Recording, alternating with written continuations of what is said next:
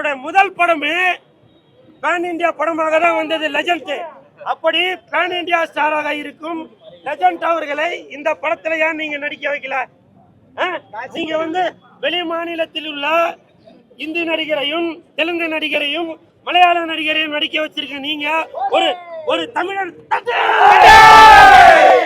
ஒரு தமிழனாக இருக்கும் லெஜண்ட் அண்ணாச்சி அவர்களை ஏன் நடிக்க வைக்கல?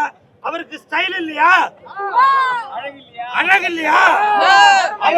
அவரோட 10 படம் பார்த்திருப்பீங்கல்ல, அவரோட நடிப்பு எப்படி இருந்தது? அவரோட ஸ்டைல் எப்படி இருந்தது? அவரோட ஃபைட் எப்படி இருந்தது? அவரோட டான்ஸ் எப்படி இருந்தது? அதனால தமிழன் தமிழன் என்று சும்மா வாயால மட்டும் சொன்னா பத்தாது. லோகேஷ் கனகராஜ் சார், இந்த மாதிரி பேன் இந்தியா ஸ்டார் தமிழன் அவர்களை நீங்க பெருமைப்படுத்தக்கூடிய இந்த கூலி படத்துல ஏன் நீங்க பயன்படுத்தல? இதை நான் வன்மையாக கண்டிக்கிறேன்.